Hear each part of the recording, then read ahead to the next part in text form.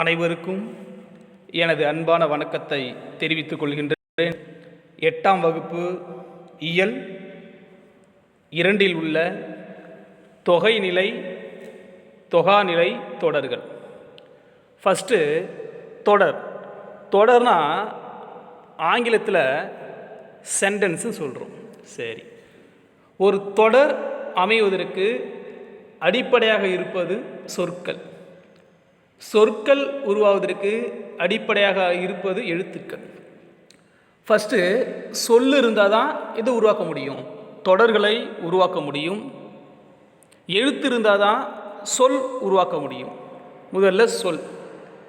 ஒரு எழுத்து தனித்தோ பல எழுத்துக்கள் தொடர்ந்தோ நின்று பொருளை உணர்த்துவது சொல்.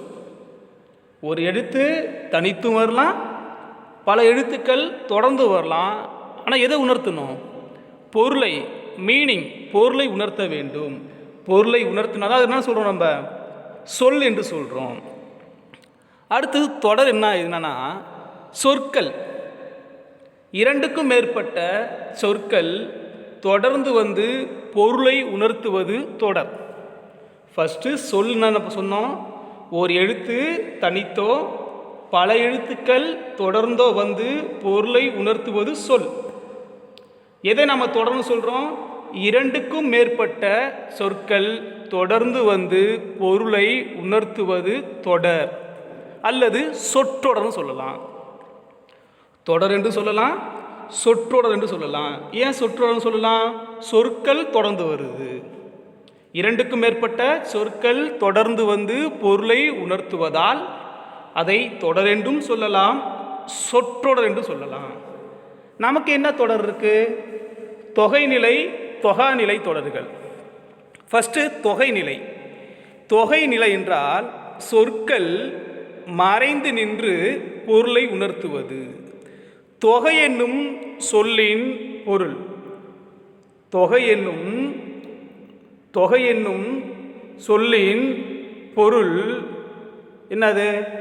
தொகை என்னும் சொல்லின் பொருள் தொக்கி. தொகை என்னும் சொல்லின் பொருள் தொக்கி. தொக்கு என்றால் மறைந்து.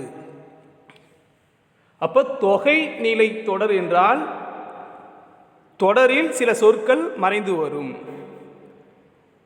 தொகாநிலை தொடர் என்றால் மறையாமல் வெளிப்படையாக வரும். அதான் கவனிப்பா. ஃபஸ்ட்டு தொடர். தொடர் உருவாவதற்கு அடிப்படையாக இருப்பது சொற்கள். சொற்கள் உருவாவதற்கு அடிப்படையாக இருப்பது எழுத்துக்கள்.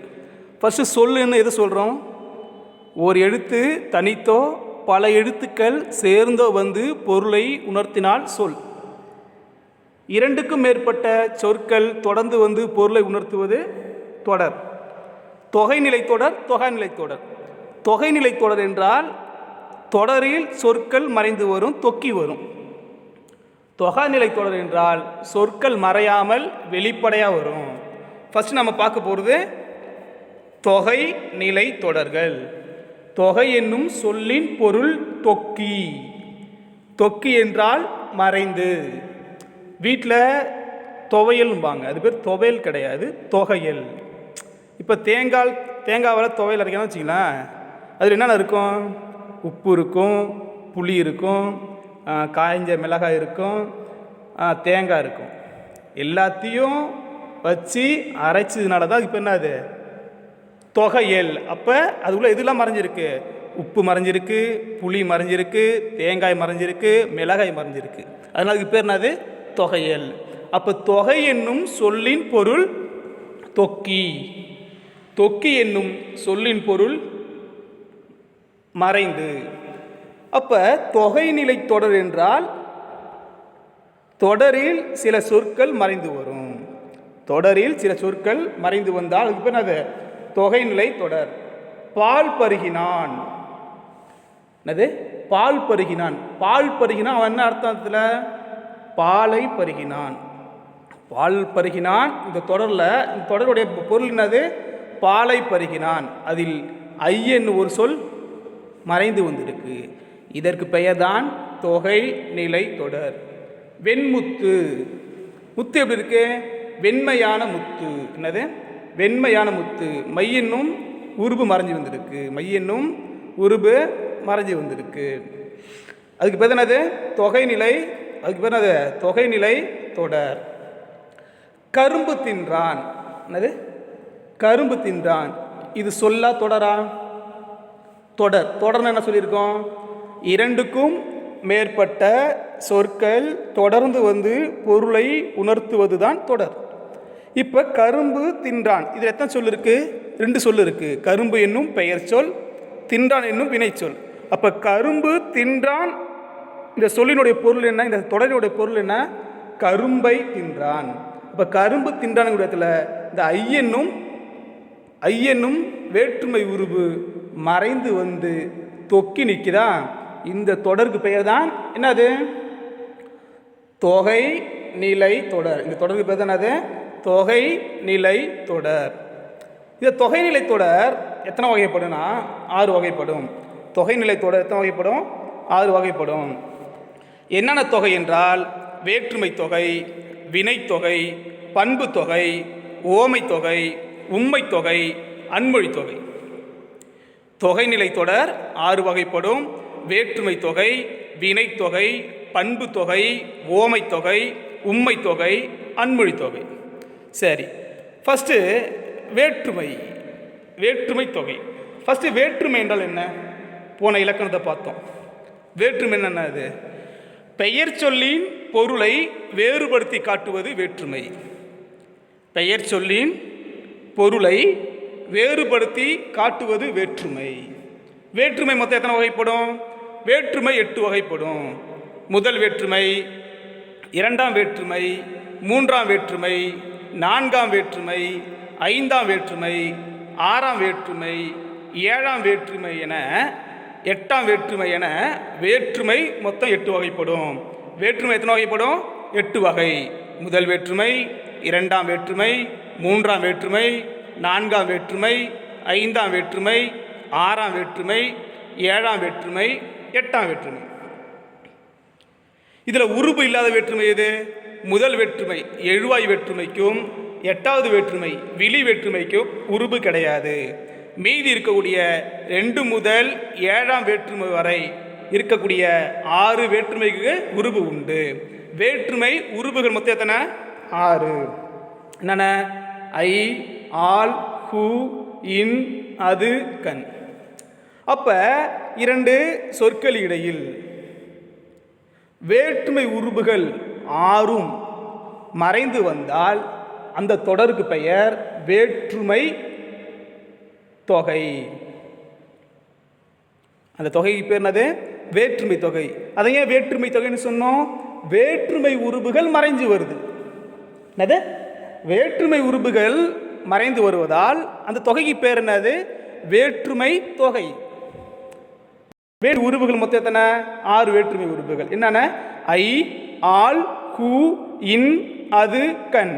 இந்த 6 வேற்றுமை உருபுகளும் சொற்கள் இடையில் மறைந்து வந்தால் அந்த தொகைக்கு, அந்த தொடருக்கு பெயர் வேற்றுமை தொகைநிலை தொடர் சொல்றோம். பாரு, எடுத்துக்காட்ட பாரு. 6. மதுரை சென்றான். மதுரை சென்றார். என்னது? சென்றார். மதுரை சென்றார் என்ற அர்த்தம் என்ன? மதுரைக்கு சென்றார். மதுரை சென்றார் என்பது தொடர். 1, 2 இருக்கு, ஒரு தொடர். இப்போ மதுரை சென்றால்னா அர்த்தம் என்ன? மதுரைக்கு சென்றார். இந்த இடத்துல கூ என்னும் 4ஆம் வேற்றுமை உருபு மறைந்து வந்திருக்கு. இந்த இடத்துல கூ என்னும் 4ஆம் வேற்றுமை உருபு மறைஞ்சு வந்திருக்கு. இப்போ மதுரை சென்றார்னா அர்த்தம் என்ன? மதுரைக்கு சென்றார். எங்க சென்றார்? மதுரைக்கு சென்றார். இந்த இடத்துல கூ என்பது 4ஆம் வேற்றுமை உருவு மறைஞ்சு வந்திருக்கா. அந்த தொகைக்கு பேர் தான் என்னது? வேற்றுமை தொகை. அந்த தொகைக்கு பேர் தான் என்னது? வேற்றுமை தொகை. ராமன் சட்டை. அது ராமன் சட்டைனா என்ன அர்த்தம்? ராமனது சட்டை. ராமன் சட்டைனா ராமனது சட்டை. அது என்பது 6ஆம் வேற்றுமை உருவு. அது என்பது 6ஆம் வேற்றுமை உருவு. அது மறைஞ்சு என்னது? வேற்றுமை தொகைநிலை தொடர். சரி, திருவாசகம் படித்தான். திருவாசகம் படித்தான். எதை படித்தான்? திருவாசகத்தை படித்தான். இந்த இடத்துல ஐ என்னும் இரண்டாம் வேற்றுமை உறுப்பு மறைஞ்சு வந்திருக்கு. இரண்டாம் வேற்றுமை தொகை. தலை வணங்குனா அர்த்தம் என்ன? தலையால் வணங்கு. ஆள் என்னும் மூன்றாம் வேற்றுமை உறுப்பு மறைஞ்சு வந்திருக்கு. அதனால மூன்றாம் வேற்றுமை தொகை. சிதம்பரம் சென்றானா எங்க போனான் அவன்? சிதம்பரத்துக்கு சென்றான். சிதம்பரம் சென்றானா சிதம்பரத்துக்கு சென்றான். இப்போ கூ என்னும் நான்காம் வேற்றுமை உறுப்பு மறைஞ்சு வந்திருக்கு. நான்காம் வேற்றுமை தொகை. மலை வீழ் அருவினா மலையின் வீழ் அருவி. ஐந்தாம் வேற்றுமை உறுப்பு இன் மறைஞ்சு வந்திருக்கு. ஐந்தாம் வேற்றுமை தொகை. கம்பர் பாடல்னா கம்பரது பாடல். கம்பர் பாடல்னா கம்பரது பாடல். ஆறாம் வேற்றுமை உறுப்பு மறைஞ்சு வந்திருக்கு. ஆறாம் வேற்றுமை தொகை. மலை குகை என்றால் மலைக்கண் குகை. மலை குகை என்றால் மலைக்கண் குகை. அந்த இடத்துல ஏழாம் வேற்றுமை உறுப்பு மறைந்து வந்திருக்கு. அடுத்து கவனி. மாணவர்கள் பாடம் படித்தனர். மாணவர்கள் பாடம் படித்தனர் அர்த்தம் என்ன? மாணவர்கள் பாடத்தை படித்தனர். இரண்டாம் வேற்றுமை தொகை. ஐயன் உறுப்பு மறைஞ்சு வந்திருக்கா? மாணவர்கள் பாடத்தை படித்தனர். தலை வணங்கினான்.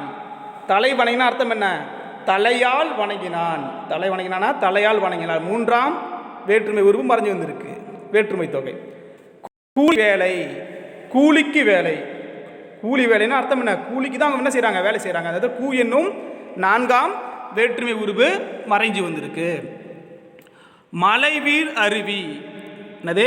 மலைவீழ் அருவினா என்ன அர்த்தம்? மலையின் வீழ் அருவி. மலையின் வீழ் அருவி. அப்போ இன்னும் ஐந்தாம் வேற்றுமை உறுப்பு மறைந்து வந்திருக்கு. இது என்னது? வேற்றுமை தொகைநிலை தொடர். மரக்கிளை. மரக்கிளைன்னு அர்த்தம் என்ன? மரத்தினது கிளை. மரக்கிளை என்றால் அர்த்தம் என்ன? மரத்தினது கிளை. இந்த இடத்துல அது என்னும் ஆறாம் வேற்றுமை உறுப்பு மறைந்து வந்திருக்கு. அடுத்தது மரப்பறவை. என்னது? மரப்பறவைன்னு அர்த்தம் என்ன? மரத்தின் கண் பறவை. மரப்பறவை என்றால் மரத்தின் கண் பறவை. இந்த இடத்துல கண் என்னும் ஏழாம் வேற்றுமை உறுப்பு மறைந்து வந்திருக்கு. அடுத்தது உருவும் பயனும் உடன் தொக்க தொகை. அது என்னடா? உருவும் பயனும் உடன் தொகை தொகைனா ஒன்றும் இல்லை. இப்போ வேற்றுமை உருவுகளும் அந்த உருபினுடைய பயன், அந்த உருபினுடைய பயனும் மறைந்து வந்தால் உருவும் பயனும் உடன் தொக்க தொகை. தொக்கி மறைந்துன்னு பொருள். அப்போ இரண்டு சொற்களுக்கு இடையில் வேற்றுமை உருவும் அந்த வேற்றுமை உருவு ஏற்று நிற்கக்கூடிய பயனிலையும் மறைந்து வந்தால் அந்த தொடருக்கு பெயர்தான் உருவும் பயனும் உடன் தொக்க தொகை. வேற்றுமை உருவுடன் என்னது? வேற்றுமை உருவுடன் உருவின் பயனும் மறைந்து வருது.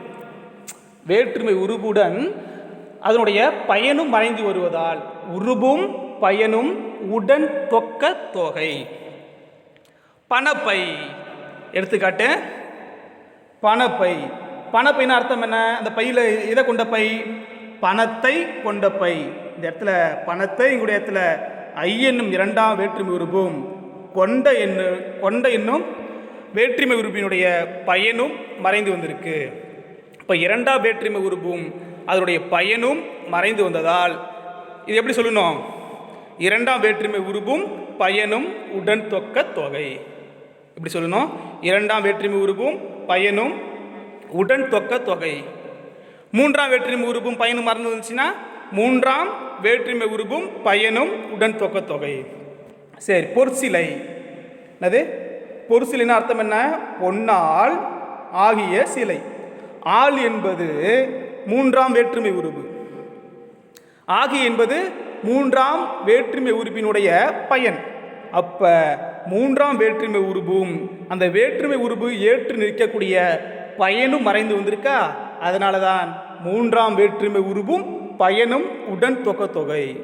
இந்த பொற்சிலைங்களுடைய இடத்துல மூணாவது வேற்றுமை உறுப்பும் அந்த வேற்றுமை உறுப்புடைய பயன் மூன்றாம் வேற்றுமை உறுப்புடன் அதோடைய பயனும் மறைஞ்சு வந்திருக்கு. அதனால அதுக்கு பேர் என்னது? மூன்றாம் வேற்றுமை உறுப்பும் பயனும் உடன் தொக்க தொகை. அடுத்து மாட்டுக்கொட்டகை. மாட்டுக்கொட்டகை என்ன அர்த்தம்? என்ன? மாட்டுக்கு கட்டப்பட்ட கொட்டகை. அப்போ கூ என்னும் நான்காம் வேற்றுமை உருவும் கட்டப்பட்ட என்னுடைய நான்காம் வேற்றுமை உருவுடைய பயனும் மறைந்து வந்திருக்கு. அப்ப நான்காம் வேற்றுமை உருவும் பயனும் உடன் தொக்க தொகை. தேர்ப்பாகன். என்னது? தேர்ப்பாகன். தேர்ப்பாகன் என்றால் அர்த்தம் என்ன? தேரை ஓட்டும் பாகன். தேரை ஓட்டும் பாகன். இப்ப தேர்ப்பாகனுடைய தொடர்ல ஐ என்னும் இரண்டாம் வேற்றுமை உருவும் ஓட்டும் என்னும் இரண்டாம் வேற்றுமை உருவினுடைய பயனும் மறைந்து வந்திருக்கு. வந்திருக்கா இல்லையா? வந்திருக்கு. அப்ப இரண்டாம் வேற்றுமை உருவும் பயனும் உடன் தொக்க தொகை. ஒன்றும் இல்லைப்பா, வேற்றுமை உருவுகள் மறைந்து வந்துச்சுன்னா வேற்றுமை தொகை, வேற்றுமை உருவும் அதனுடைய பயனும் மறைந்து வந்துச்சுன்னா உருவும் பயனும் உடன் தொக்க தொகை. ஈஸி ஞாபகம் வச்சுக்க. அடுத்தது வினைத்தொகை. அடுத்து என்னது? வினைத்தொகை. வினை என்றால் என்னப்பா? வினை என்னும் சொல்லின் பொருள் செயல். ஒரு செயல் மறைஞ்சு வந்தால் அதுக்கு பேர் என்னது? வினைத்தொகை. செயல் எத்தனை இது 3 நடக்கும். இறந்த காலத்தில் நடந்து முடிஞ்சிருக்கும், நிகழ்காலத்தில் நடக்கும், எதிர்காலத்தில் நடக்க போகுது. அப்ப வினைத்தொகை என்றால் என்னன்னா காலம் காட்டும் இடைநிலையும்.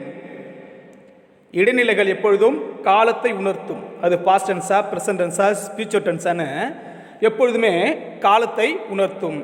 காலம் காட்டும் இடைநிலையும் பெயரெச்ச விகுதியும் மறைந்து வரும் பெயரெச்சமே வினைத்தொகை. பெயரெச்சதுடைய விகுதி என்னது? இடைநிலைகள் எப்பொழுதும் காலம் காட்டும். காலம் எத்தனை வகைப்படும்? 3 காலம்: இறந்த காலம், நிகழ்காலம், எதிர்காலம். காலத்தை உணர்த்தக்கூடிய இடைநிலைகளும் பெயரெச்ச விகுதியும் மறைந்து வரக்கூடிய பெயரெச்சமே வினைத்தொகை. அப்ப பெயரெச்சதுக்கு பேர் தான் அது வினைத்தொகைன்னு சொல்றான். ஃபர்ஸ்ட் பெயரெச்சம் என்னது? நம்ம முன்னாடியே பார்த்துருக்கோம். பெயரெச்சம் என்னது? முற்று பெறாத வினைச்சொல் பெயரை கொண்டு முடிஞ்சால் பெயரெச்சம். முழுமையடையாத முற்று பெறாத வினைச்சொல் பெயரை கொண்டு முடிஞ்சால் பெயரெச்சம். அப்ப அந்த பெயரெச்ச தொடர்ல காலத்தை காட்டக்கூடிய இடைநிலைகளும் 3 காலமும் பெயரெச்சத்தினுடைய விகுதியும் மறைந்து வந்தால் அந்த தொகைக்கு பெயர் வினைத்தொகை. எடுத்துக்காட்டு ஆடுகொடி. என்னது? ஆடுகொடி. ஆடுகொடின்னு அர்த்தம் என்ன? கொடி. ஆடிய கொடி. ஆடிய கொடினா இறந்த காலம். ஈக்கா. ஆடுகின்ற கொடி நிகழ்காலம். ஆடும் கொடி. ஆடு கொடினா எதிர்காலம்.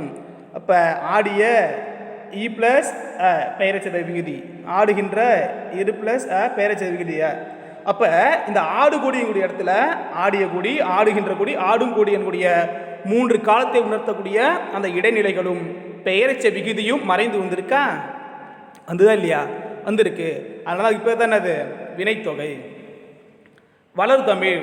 என்னது? வளர் தமிழ் அப்படி எழுதுவ? வளர்ந்த தமிழ், வளர்கின்ற தமிழ், வளரும் தமிழ்.